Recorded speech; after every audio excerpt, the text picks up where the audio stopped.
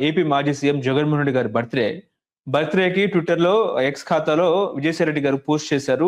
తన బర్త్‌డే విషెస్‌కు ఆయన పోస్ట్ చేయడం జరిగింది. విషెస్ చేసి చెప్పారు. సో, ఏంటి సార్ వీళ్ళ స్నేహం ఇప్పటికీ కొనసాగుతుందా? అంటే ఏం చెప్తారు? నేను అలా అనుకోవడం జనరల్‌గా బర్త్‌డే‌లకి వచ్చేసి ఈవెన్ నరేంద్ర మోడీ గారు ఆహ్, సోనియా గాంధీ గారికి గాని, రాహుల్ గాంధీ గాని, ప్రియాంక గాంధీ గాని అంటే వీళ్ళు మోడీకి గాని అట్లా రాజకీయ నాయకులు బర్త్‌డే వచ్చినప్పుడు అది అన్ని పార్టీల వాళ్ళు చెప్తా ఉంటారు. అంతే అది ఒక రొటీన్ వ్యవహారం, క్యాజువల్ వ్యవహారం తప్పనిచ్చేసి దాంట్లో వచ్చేసి మేము కూడా అవసరం షర్మిలమ్మ కూడా చెప్పింది కదా వచ్చేసి. మేము కూడా చెప్తా ఉంటాం అవును. వచ్చేసి. కాబట్టి అది పెద్ద ఇష్యూ కాదనిపిస్తుంది. అది అసలు అదే బర్త్‌డే గ్రీటింగ్స్ అనేటి ఎవరైనా చెప్తా ఉంటారు వచ్చేసి. కాబట్టి అది బర్త్‌డే గ్రీటింగ్స్ చెప్పడం వేరు. దాన్ని ఒక కార్యక్రమంగా ఏర్పాటు చేయడం వేరు. బర్త్‌డే గ్రీటింగ్స్ జనరల్ చెప్తుంటారు. అలా కాకుండా బర్త్‌డే కేక్ కట్ చేసి ఒక కార్యక్రమంగా కట్ చేసి దాన్ని ఏదన్నా చేస్తే గన అది కొంత డోస్ ఎక్కువ చేసినట్టు అనిపిస్తది. జస్ట్ గ్రీటింగ్స్ చెప్పడం అనేది అది ఆహ్, అది వచ్చేసి ఎవరైనా సరే అది సహజ ప్రక్రియ. అది మంచిది కూడా సమాజానికి. ఇప్పుడు పెళ్ళిళ్ళకి పిలుస్తారు. పెళ్ళిళ్ళకి పిలిస్తే శుభ కార్యక్రమాలకు అన్ని పార్టీల వాళ్ళు పోతా ఉంటారు. ఆశీర్వదించి వస్తారు. అంతే తప్పనిచ్చేసి గ్రీటింగ్స్ అంతకుమించి దీంట్లో పెద్దగా చెప్పుకోదగ్గది విజయసాయి రెడ్డి చెప్పినా, షర్మిలమ్మ చెప్పినా, నేను చెప్పినా, ఇంకోటి చెప్పినా అది పెద్దగా దాంట్లో పరిగణలోకి తీసుకోవాల్సిన అవసరం ఉండదని నా అభిప్రాయం. తులసిరెడ్డి గారు ముఖ్యంగా ఏంటంటే రఘురామకృష్ణంరాజు గారి మీద సిబిఐ కేసు నమోదైందన్నట్టు కూడా ఇటు పివి సునీల్ కుమార్ గారు ఆరోపణలు చేస్తున్నారు.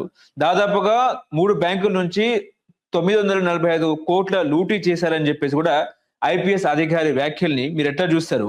ఐపీసీ సెక్షన్ 420 చీటింగ్ కేసు నమోదైందని, అదేవిధంగా నేరపూరిత కుట్రతో పాటు 120B కుట్ర కింద కేసు నమోదు చేశారన్నట్టు కూడా మాట్లాడుతూ ఉన్నారు. అసలు ఏపీలో ఏం జరుగుతా ఉంది? రఘురామకృష్ణంరాజు మీద సిబిఐ కేసు అనేది నిజమేనా? అంటే ఏం చెప్తారు సార్? అంటే అది మనం చూస్తున్నాం కదా! సిబిఐ కేసు పెట్టింది వాస్తవమే. కాబట్టి అది స్టేట్ బ్యాంక్ ఆఫ్ ఇండియా తర్వాత Punjab national bank and axis bank నుండి ఒక 910 కోట్ల రూపాయలు తీసుకొని దాన్ని దారి మళ్లించాడు అనేది మరి అభియోగం ఉంది. సరే దాని మీద సిబిఐ మన సుప్రీం కోర్ట్ వచ్చేసి సిబిఐ దర్యాప్తు చేయాలనుకుంటే అబ్జెక్షన్ ఏం లేదని చెప్పేసి చెప్పడం జరిగింది. ఆ నేపథ్యంలో ఇప్పుడు ఈ యొక్క సునీల్ కుమార్ గారి వ్యాఖ్యలు, సునీల్ కుమార్‌కు రఘురామకృష్ణరాజుకు ఆల్రెడీ సరిపోనంది మనకు చూస్తున్నాము. ఇక్కడ చట్టం ముందు అందరూ సమానులే. అది రఘురామకృష్ణరాజు అయినా, మీరైనా, నేనైనా, చంద్రబాబు అయినా, జగన్ అయినా చట్టం ముందు అందరూ సమానులే. కాబట్టి దాంట్లో చేసుకోవచ్చు. కానీ ఇక్కడ ఏదో వచ్చేసి అమరావతి బ్రాండ్ ఇమేజ్ పోతుంది. తర్వాత రాష్ట్ర పరువు పోతుంది. కాబట్టి ఈయన డిప్యూటీ స్పీకర్ పదవి నుండి తొలగించాలా? ఎమ్మెల్యే పదవి నుండి తొలగించాలా? అవి అని సునీల్ కుమార్ మాట్లాడడం జరిగింది. దాంట్లో పెద్ద నేను ఏకీభవించను. ఎందుకంటే ఆ రోజులు పోయినాయి. సంజీవ్ రెడ్డి గారు వచ్చేసి ఏదో ఒక కోర్టు వ్యాఖ్యలు చేసిందని ముఖ్యమంత్రి పదవికి రాజీనామా చేసినటువంటి నైతిక విలువల రోజులు పోయినాయి. ఇప్పుడు జగన్మోహన్ రెడ్డి 45,000 కోట్ల రూపాయల అవినీతి కేసుల్లో ఉండి 16 నెలలు జైల్లో ఉండి బయటకు వచ్చి ముఖ్యమంత్రి అయినాడు. పెద్ద మెజారిటీతో. అంటే ప్రజల ఎట్లుంది నాయకుల తీరెట్టుంది, ప్రజల తీరెట్టుంది. అదేవిధంగా చంద్రబాబు నాయుడు ఈ యొక్క ఆయన స్కిల్ డెవలప్మెంట్ కేసులో ఆయన 52 రోజులు, 54 రోజులు రాజమండ్రి జైల్లో ఉండి వచ్చి బయటకు వచ్చి మళ్ళీ ముఖ్యమంత్రి అయినాడు. రేవంత్ రెడ్డి ఓటుకు నోటు కేసులో జైల్లో ఉండి బయటకు వచ్చి ముఖ్యమంత్రి అయినాడు. కాబట్టి ఇది మరి ఇంకా రాష్ట్రానికి అవమానము, రాష్ట్ర పరువు పోయింది. జగన్మోహన్ రెడ్డి విషయంలో పరువు పోనప్పుడు, చంద్రబాబు విషయంలో పరువు పోనప్పుడు ఇది ఏదో డిప్యూటీ స్పీకర్ గా ఉంటానే, ఎమ్మెల్యేగా ఉంటానే పరువు పోతుంది. అది అమరావతి బ్రాండ్ ఇమేజ్ పోతుంది. దాంతో నేను ఏకీభవించడం లేదు కానీ చట్టం ముందు అందరూ సమానులే. దాంట్లో ఈడ కోర్టు వేరు, ప్రజా కోర్టు వేరు.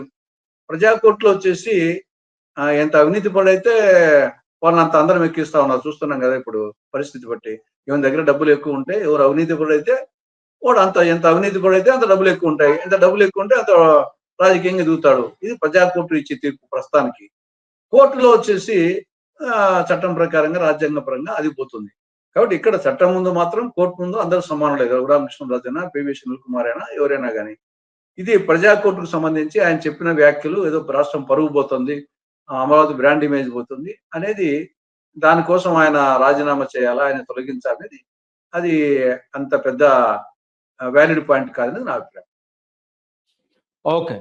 అంటే ముఖ్యంగా ఏంటంటే ఇప్పుడు డిప్యూటీ స్పీకర్ హోదాలో ఉన్న వ్యక్తిని అరెస్ట్ చేస్తే మీరన్నట్టు బ్రాండ్ ఇమేజ్ తగ్గుతుందా?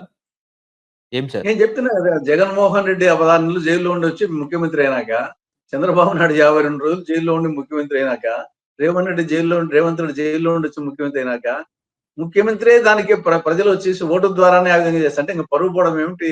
డిప్యూటీ స్పీకర్ గా ఉంటే, లేకుంటే ఎమ్మెల్యేగా ఉంటే ఇది దానికి పరువు పోవడము, brand image, Amaravati brand image కి డిప్యూటీ స్పీకర్ కి ఏం సంబంధం?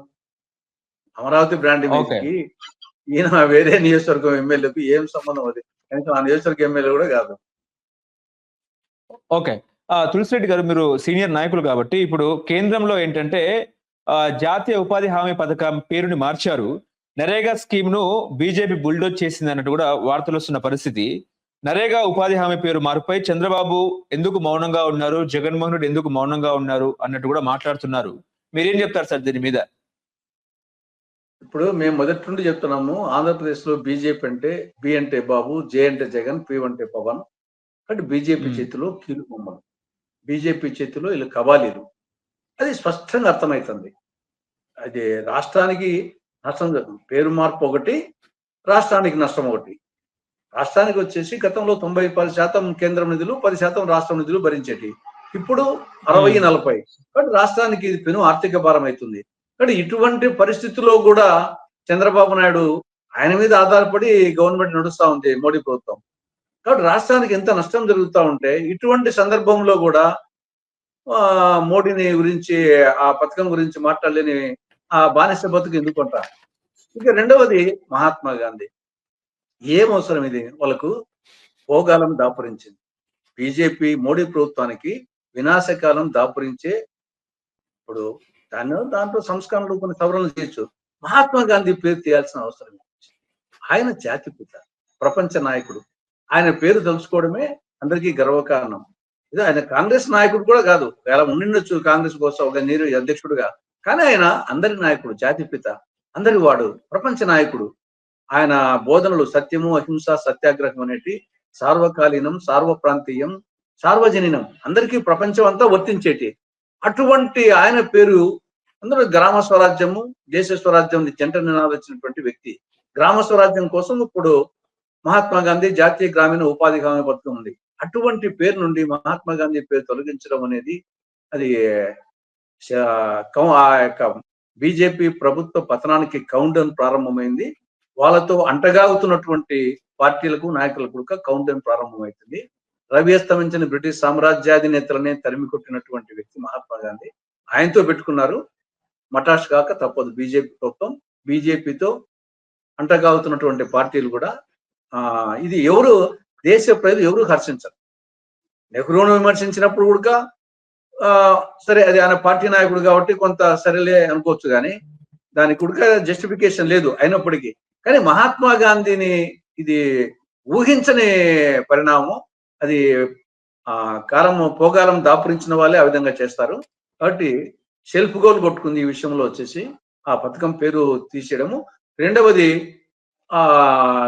కేంద్రం నిధుల వాటా తగ్గించిందని ప్రశ్నించకపోవడం అనేది చంద్రబాబు నాయుడు కానీ ప్రాంతీయ పార్టీ నాయకులు వీళ్ళు వచ్చేసి ఇంతకంటే బానిస మనస్తత్వం మూటి ఉండదు. అంటే ఈ రకంగా ఎందుకు బీజేపీ ముందుకు వెళ్తుందంటారు? ఇప్పుడు మహాత్మా గాంధీ పేరు మార్పడం వాళ్ళకి ఏం లాభం అంటారు? అహంకారం అంతే, దానికి అర్థం లేని వ్యవహారం. దానికి గర్వము, అహంకారం ఎక్కువైపోయి 11 ఏళ్ళు ప్రధానమంత్రి పదవిలో ఉండేతలకల్లా ఆయనకు కన్ను బిన్ను కనపడడం లేదు వచ్చేసి. దానికి జస్టిఫికేషన్ ఏమన్నా ఉందా మహాత్మా గాంధీ విషయంలో? కాబట్టి అహంకారం, గర్వం, సంకుచిత భావం. దాని ఇంకా కొన్ని పదాలు చెప్పాలంటే బాగుండదు, కానీ అది సెల్ఫ్ గోల్ కొట్టుకునే వాళ్ళకి ఇట్నే చేస్తారు వచ్చేసి. ఇది ఆత్మహత్యా సదృశ్యము బీజేపీ పార్టీకి, నరేంద్ర మోడీకి. మిగతా విషయాల్లో వచ్చేసి విమర్శించే వాళ్ళు ఉన్నారు, పొగిడే వాళ్ళు ఉంటారు మోడీని. కానీ ఈ విషయంలో విమర్శించని వాడు అంటూ ఉండడు. ఎవరైనా విమర్శించితే గన, ఎవరైనా కానీ దానికి అనుకూలంగా మాట్లాడితే అది బానిస బతుకు తప్ప ఏ కొద్ది మంది ఏమైనా ఉండొచ్చేమో, కానీ వాళ్ళు కూడా అంతరంగంలో వచ్చేసి ఎందుకు చేశాడు ఈ పని అనవసరంగా అనే మనసులో అనుకొని ఆయన ముఖ ప్రీతి కోసం ఏమైనా కొంచెం బయటికి మాట్లాడచ్చేమో, కానీ ఇంకా కొందరికి ధైర్యం లేక ఊరుకుండొచ్చు. కానీ దీన్ని హర్షించే వాళ్ళు 143 కోట్ల ప్రజానీకంలో ఎవరు ఉండరు మహాత్మా గాంధీ పేరు తీసేయడం. ఇది మా ఓకే. మోడీకి వచ్చేసి ఆయనకు వినాశకాలం పోగాలం దాపురించి ఆ యొక్క దుర్బుద్ధి, ఆ యొక్క సంకుచిత మనస్తత్వం, ఆ అహంకారము, ఆ గర్వం వచ్చిందని నాకు అనిపిస్తుంది.